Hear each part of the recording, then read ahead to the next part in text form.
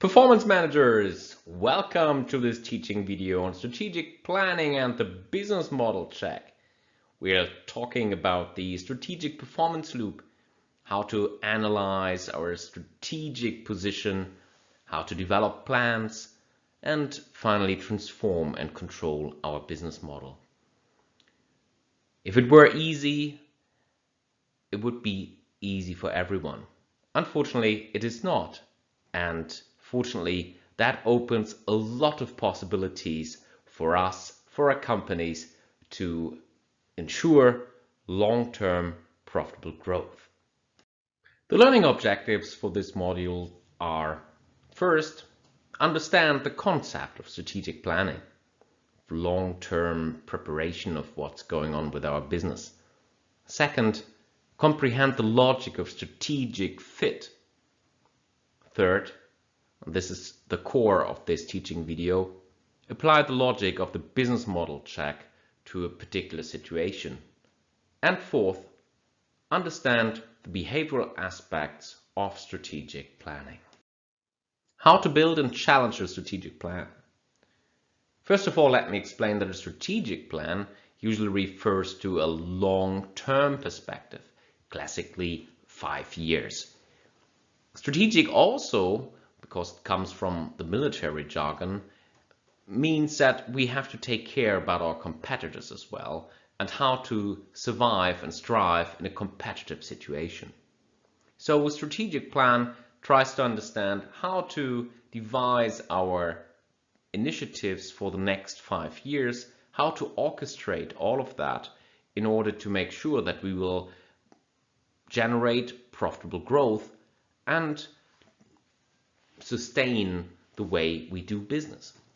Unfortunately, the process of creative destruction means that our base business is going to suffer. Competitors will come up with better and cheaper ideas how to compete with our products and services. Therefore, our base business in the long term is expected to shrink. This is classical for most of the companies. Second, we try to grow organically. Organic growth is defined as growth that comes from our own company. First of all, we develop new products or services. It could also mean that we go with our products and services into new markets. So, organic growth is very helpful and a base for long-term profitable growth. In this case, at the strategic plan of the HWR Inc., you see that there's a huge hope on organic growth options. However, this is not the only option. And external growth refers to M&A growth. That means we invest in mergers, we buy competitors in other companies in order to expand our business and ensure that we have a long-term profitable growth. This is how we develop it. First of all, we have a sales growth. So we come from 2 billion to almost 2.7, 2.8 billion. And we also want to increase our profitability from 9% to 12%.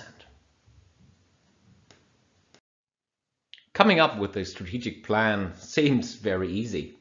However, most of these strategic plans are built on wishful thinking and not based on thorough and rigorous analysis.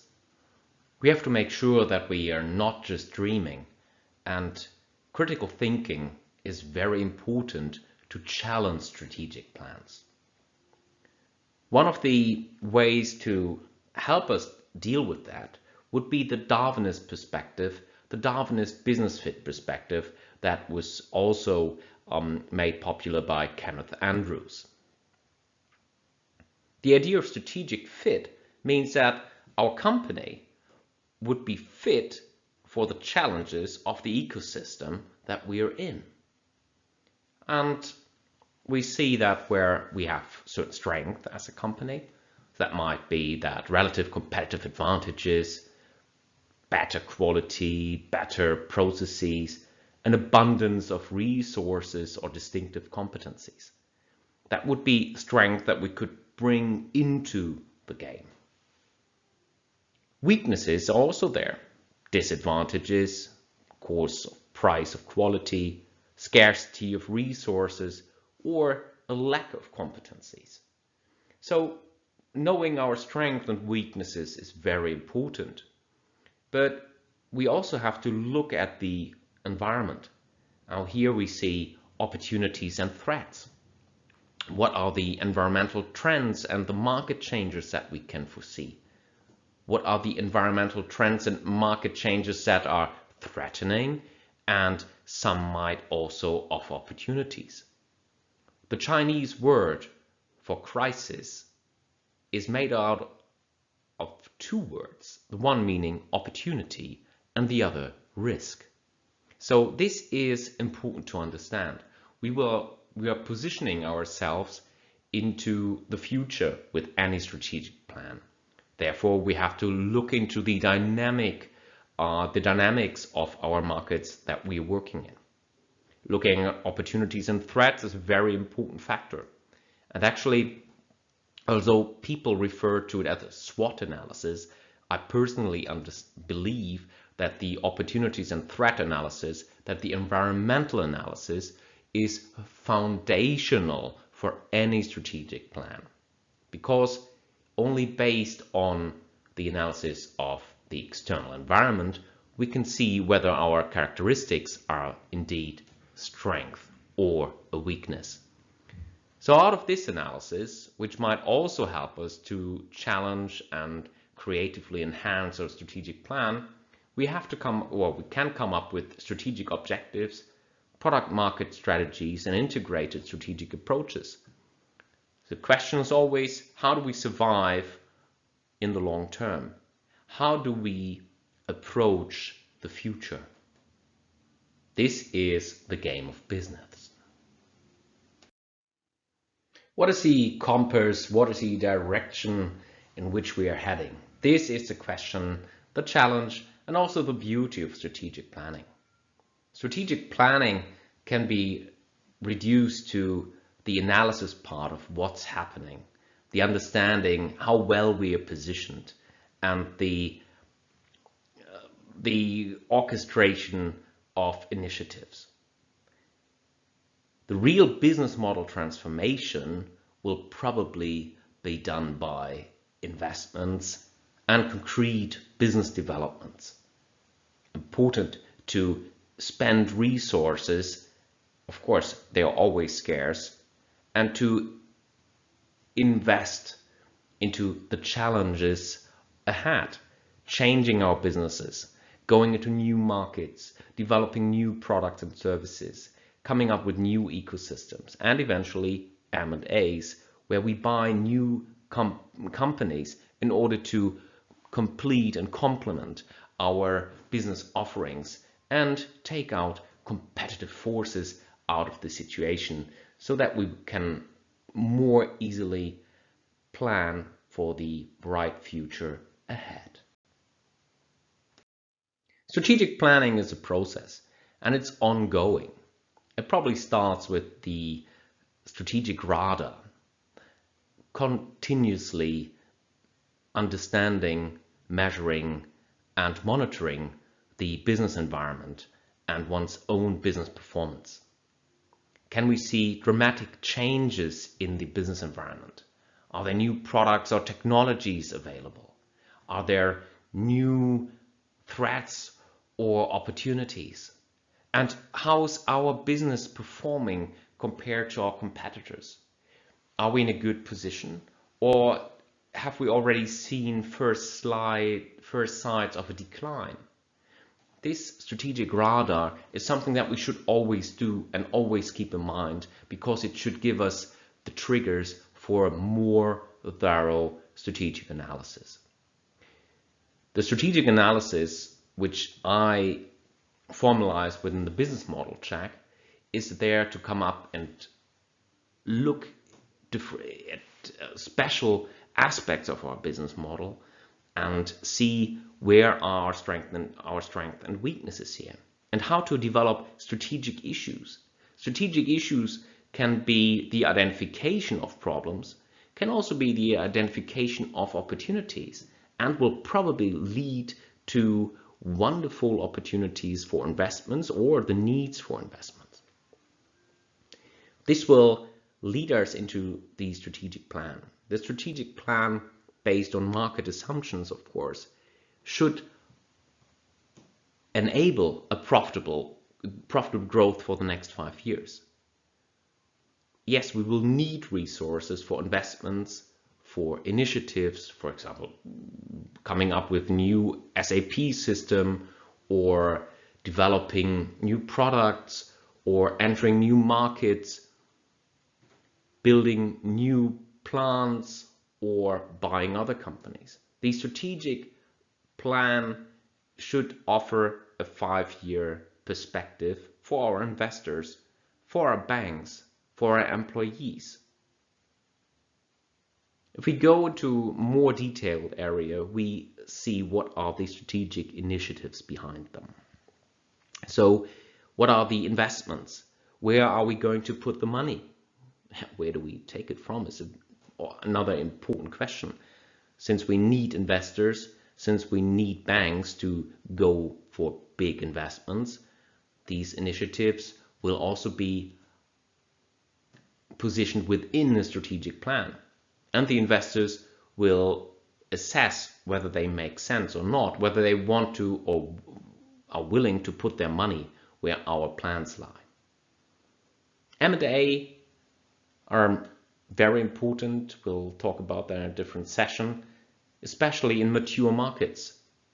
If our markets don't grow, we can only ensure growth by buying our competitors and increasing our market shares. Strategic projects could be projects that aim at cost reduction and aim at enhancement of particular skills or possibilities. So they might also be interesting and also be very fundamental for the long-term survival of our company. Then comes the transformation. We plan and execute and change our culture, the way we do business. This is the most challenging part. Putting money somewhere is one thing, but changing the business model in the heads of our employees, changing the way they're perceiving our business and changing their working habits is the biggest challenge ahead. But we also have to plan for that and plan for the cultural change. Then let's come back to the strategic radar. Remember, this is the constant monitoring of our internal and external environment. We have to make sure that we do not miss any trends and that our business performance maintains satisfactory. Our business has to generate even today the resources that we can plan for into the future. Otherwise, we won't be able to sustain our business. And yes, strategic radar is one thing. We also have to control what's happening. We have to align the long-term objectives with what we are doing. We have to align the people and the minds of our employees. We have to align the different business divisions to make sure that we come up with a corporate strategy that makes sense. Alignment also means that we create something like a plannable outcome. However, most of our plans won't survive. So we need agility to actively deal with changes in the environment. That might even go to the point of resilience to external shocks. Strategic control means that we make sure that we are in the position to change if need is and make sure that our performance can be maintained in the long run. Strategic planning is not just over, it continues over and over again. Most of the bigger corporations have a strategic planning department, and they go through annual planning cycles, how to make sure that long term we can survive. I will offer you a strategic business model check as a folio to look at our current business and apply the SWOT analysis to important aspects of customers, value proposition, value processes, competition and our way how to deal with that, our resources and our revenues and profit. The risk profile is something that will help us to mitigate our risk into the future and also understand where to look in order to make sure that our strategic initiatives will not end up in the nirvana, but will actually have impact and ensure our long-term profitable growth. Customer centricity is the key to developing new market potential. This is developing the markets of the future, developing the products and services of the future. In order to be able to do that, we have to analyze our customer segments, understand what the needs of our customers in the various segments are. We have to understand the loyalty drivers that makes our customers come back to buy our services and products. Very important is to understand the trends and changes in the market. Demographics are a very important driver for changes, but we also see trends like urbanization, needs for sustainable lifestyles and other things that are very important and that show us the untapped needs, which means the areas where our customers, if we are customer-centered, we might eventually understand what that means, where the untapped needs, the unfulfilled problems of our and desires of our customers are. That means once we've understood all of that, we can make bets and develop new products, explore new channels with our customers, explore new ways of customer loyalty, and build a bridge into our future markets. If we understand our customers, we can reassess our value proposition. That means, what do our products offer in value to our customers? And let's have a look into the future. Will that still be the valid option? The value proposition ideally means we are offering something through our processes, services, and products that is worth more than the customer pays for it. Value here is in the eye of the beholder. If we have the final customer might add non-rational aspects into his buying decisions, whereas the professional B2B customer wants to earn money with our products and services, so has different idea about what customer value actually is. Especially in the B2B market, the product life cycle is very important. If our customer wants to use our product for 10 years and has a clear idea whether that is expensive to maintain our product or whether the running costs are high, this is very important. The product life cycle and the product life cycle cost are important.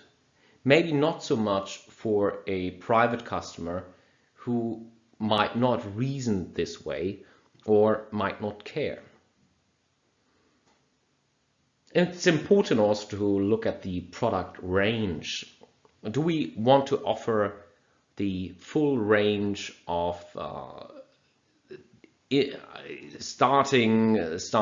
for example, like Mercedes does, from the A class till the S class or the G class?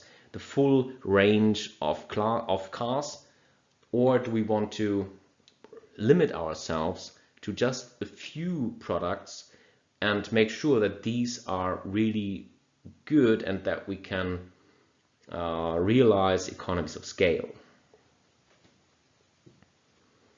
It's also understandable that we have different perceptions of whether service is important.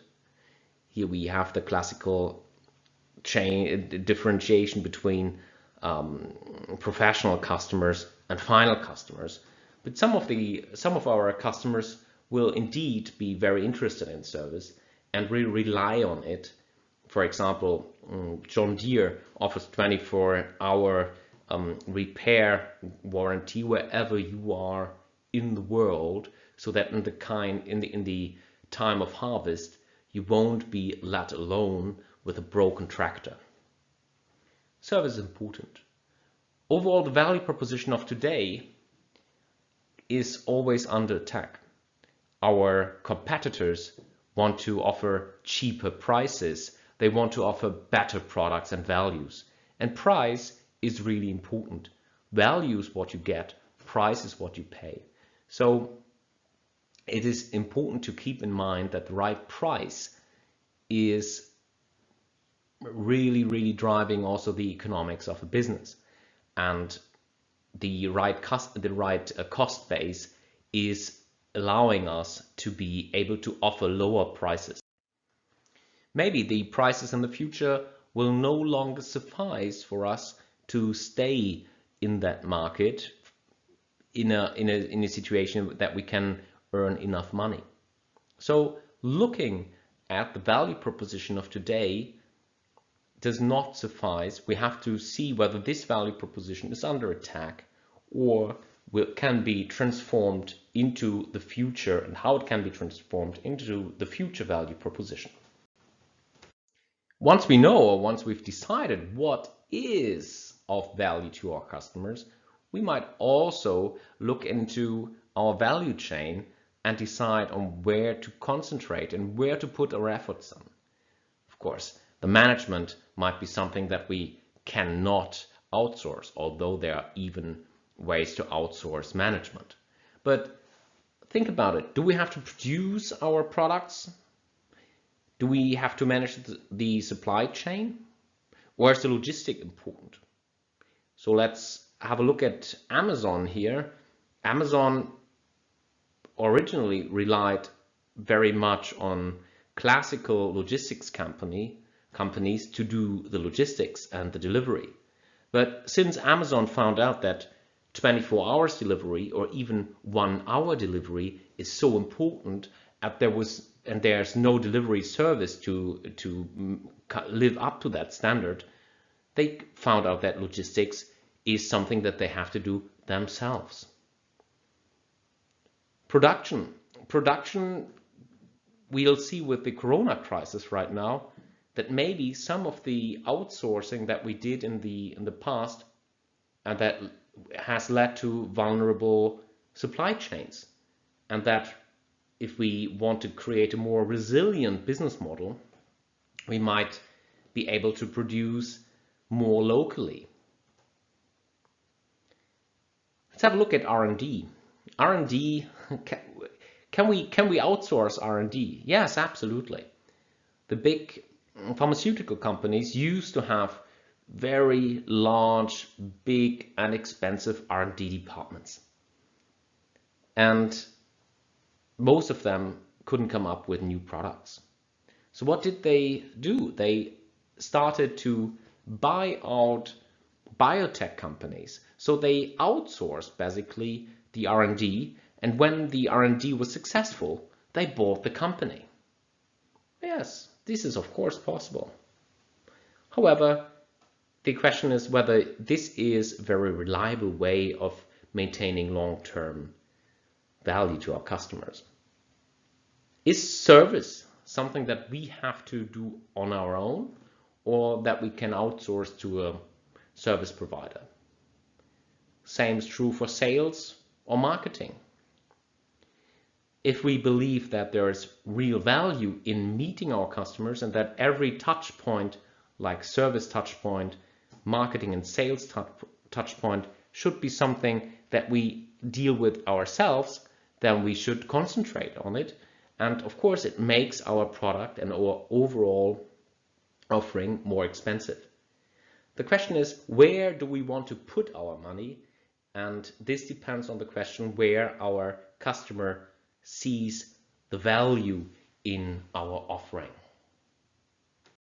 When we want to assess our resources and their aptitude for matching the demands of today and the future, we can put our lens of analysis on various asset and resource types. So let's start with money. Money is always good. Money is a very important resource. Money can buy you things and people.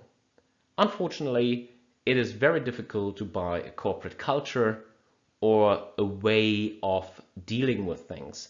And although money is probably the most important resource, let's not exaggerate its meaning for long-term success. Because people are there to deal with things, to address the challenges, our changes in the business model, to serve our customers and clients. These resources, the people resource is more difficult to handle. Are the people that we have right now, are they the ones that our customers will need tomorrow? The digital transformation is right now working like a neutron bomb with what we're doing. So maybe there we have very good and loyal employees, but maybe these employees are no longer fit to meet, or some of them are no longer apt to meet the requirements of a digital future.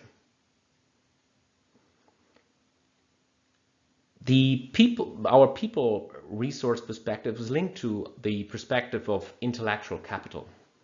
Intellectual capital might on the one hand be our patents and immaterial assets, but on the other hand, the intellectual capital is the ability to develop new things, to successfully research and come up with new business models. Intellectual capital is very important, and learning and growth depend on the intellectual capital of our company. And maybe there are also physical assets that are important to us. If we're working in the chemical industry or oil and gas industry, we know that physical assets are absolutely key to what we're doing. Some of these assets might be important, but some of them might also, with the time that goes along, might become a problem. We see the shale oil and shale gas industry in the US has huge problems because they have to deliver oil right now, and it's very difficult for them to do that in a way that is profitable if the international markets keeps on pumping oil into the market that is showing less and less demand. So resources and the resource-based view is a whole strategic view. Coming up with an understanding who we are and what our resources are can lead us to developing a reasonable and realistic view of our future capabilities. As I've said, the business model check and any strategic analysis has to take into account the competition. And the competitors are not there to help us, but the system is set up in such a way that competition is bad for the individual companies. The five forces analysis from Porter shows how an industry becomes less and less profitable the more competitive forces are acting in it. So I will show you now in the following few minutes how to implement competition avoidance strategies. And although this might be surprising to you, it is absolutely key, and we have some companies who do that on a regular basis. First, create superior products. If your product is far superior to any other product on the market, you're almost in a monopoly situation. That was the case for Apple's iPhone in 2008. It was an unmatched product, and an unmatched product means that you can ask a superior price and build a huge market potential here. Create superior products is the key to building long-term success. Then make use of patents. Patents are legal ways to build long-lasting monopolies. We know that from the pharmaceutical companies. They invest in R&D, and then patents allow them to take profit for decades on a monopolistic situation to exploit a patent. Making use of patents can also mean that you're very aggressive on dealing with infringements on not only your copyright but also on your patents, on copyrights, but also maybe just on similarities in look and other things like that. So we know that there was a huge patent war between Apple and Samsung, and they were hitting at each other very hard, and at the end, without understandable success. Right? They both wanted to exclude the other party from selling in their home market, which would create another monopoly, which is basically the aim of every competition avoidance strategy. They, at least in this case, made sure that all the smaller companies would refrain from entering the market, because everyone understands, and there is a clear signaling, that if you enter this market, you have to deal with the legal departments of Samsung and Apple. Creating a closed ecosystem sounds easy, but it's not. It means that you're bringing in your customers into a world that they never leave. It basically means that you create almost a sect-like atmosphere where you're dependent on staying within the system for your social contacts and also for seamless interaction with all your other devices and products. We have with Apple a company that has ultimately shown how wonderful a closed ecosystem can work. All the devices work perfectly well with each other. You have the iCloud and the App Store, and it is wonderful. But as soon as you try to work with somebody from a different system, that means with a Microsoft-based system, you see that there are thresholds that you cannot surmount without losing some content. Create closed ecosystems also means that you trap in customers. For example, you sell printers, and the machines are good, brilliant, and very cheap. But you lock in your customers to buying very expensive ink that is so expensive that it makes up for the cheap price or subsidized price. Closed ecosystems are not just it's not just a variety of offerings that a customer can choose from, but it means creating an ecosystem that allows you, or that does not allow you, to go somewhere else. You try to cut off all the connections to the non-ecosystem world, right? So you try to trap the customer, and you can only do that if the experience is so good that your customer willfully says, wonderful, I will stay here and pay eventually the higher price, as Apple has successfully done over the last years. If that is not possible, then maybe you just buy your competitor. If you find out that your customer is going to other competitors, and if you're already big enough, you might say, hey, wow, maybe our competitor has offered something of high relevance to our customers, and if we cannot compete, we just buy them. And buying the customer might also mean that we buy them and keep the product untouched. Just want to make sure that in the attention economy we do not lose our customers, or we just take the competitor and close it down, which means we might eventually be able to get away with selling our inferior products at higher prices for quite another time. If we cannot buy our customers, we might start monopolizing resources.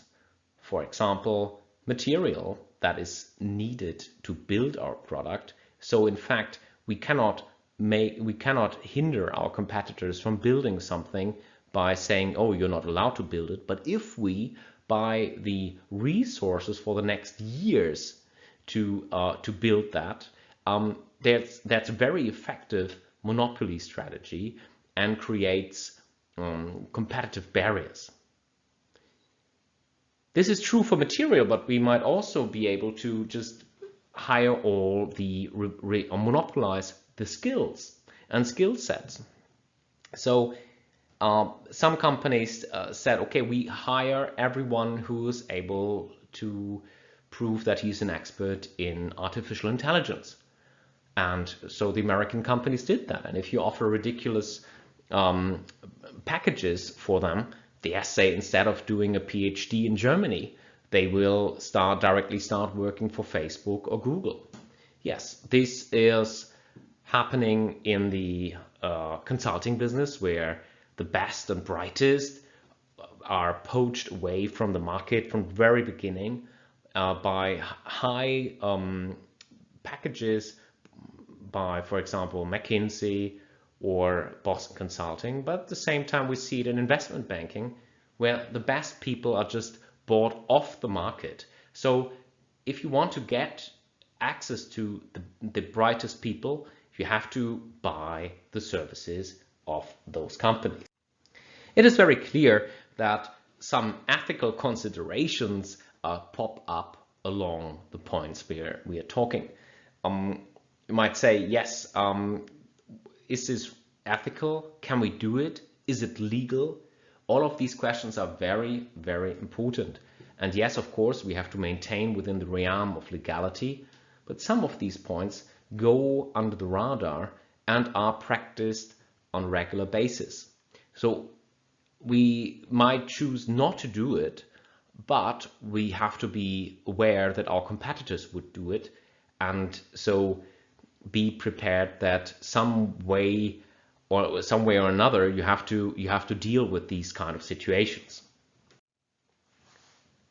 And what is legal is actually a question of the regulators. So if you influence regulators in such a way that, for example, for one reason there are import bans on the products of your competitors, or that you make sure that some of the important materials that are only mined, for example, in our country are prohibited from exporting. This will have a huge impact. For example, rare earth is something that is mainly produced in China. And yes, the the real threat is that China stops exporting rare earth, and that means that all electronic products have to be already be used and built in China. Siemens bought shares in Lynas in Australia, and Lynas bought a hill where they started mining rare earth. That means we also have to deal with kind of counter strategies to do that.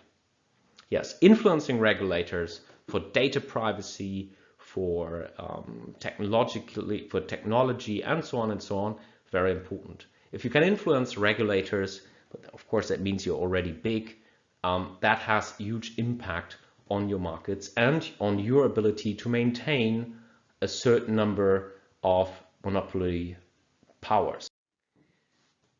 If you keep on going with your business, you will find out that sooner or later every monopoly will break, and then we start the end game, and the end game will be won by the competitive cost base.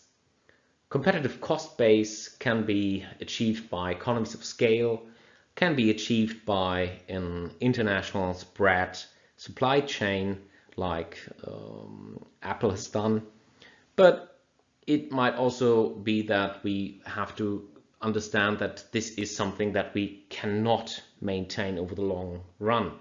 So Apple has chosen to build their iPhones all over the world, but not in the US. And thus they created very competitive cost base. Very important to make sure that even in the case that even when they have to lower their prices, they can still maintain competitive. So, and if all of that is not working, we can still decide to follow a niche strategy. That means we focus on a very narrow market and say, okay, we will only serve this market, but in a very special way. For example, mobile phones for the blinds, and create competitive advantages here. So in any case, take away that monopoly is good for you as a company, might be bad for an economy as a whole, but for strategic planning, profits will only be generated in a situation where you're not directly competing with your competitors. So competition avoidance strategies are key for your strategic plan. The strategic business model check is not l'art pour l'art. It's not done for itself.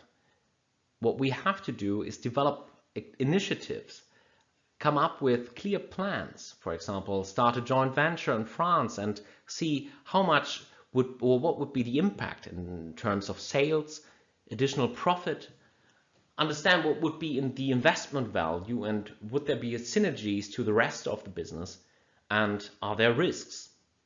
So that might be, as I said, the joint venture in France, or the acquisition of a competitor, the implementation of an ERP system, outsourcing of production, or the development of a product. All of that is important, and these are the outcomes of strategic planning. The strategic issues and initiatives that develop here should be informed by our analysis and are the key for building the future. Yes, so we come back to our revenue and profit potential. As I said in the beginning, these numbers should be fact-based and substantiated by initiatives, substantiated by plans, clear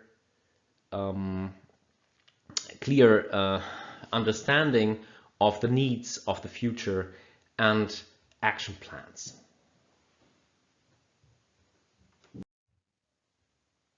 And the same is true with the risks. Have a look at the different risks, and the risk management, the risk map, will show us what are the key risks that the key events and what's their likelihood that will have an impact on our performance. Everything we do carries a certain risk. Our R&D might not succeed. Geopolitics might come into our way, as pandemics might come, like the coronavirus pandemic. New market entries might not work out as planned, and of course, what is a very big risk are market declines or regulatory changes.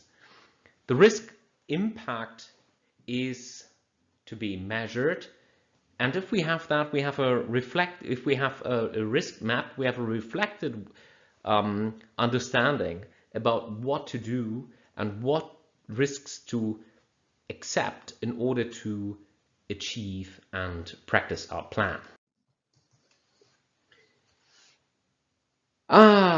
Yes, plans are nice, but every time we look into the future, our brain tricks us. We have certain cognitive biases that always come into play. First, overconfidence. That means that we systematically overestimate our ability to shape the future. Second, mental accounting. Mental accounting can take various forms. One is the escalation of commitment. We have made an error in the past and we try to invest too much to make good for what we did in the past, instead of investing into new ventures and going into new fields. Mental accounting is a distortion of our perception of what's going on. Also and mainly driven by loss aversion. But the key and most fatal cognitive flaw is the status quo bias. We might believe that the future will always look like the past, and if we take 50,000 years ago, the African savanna, this was a good assumption.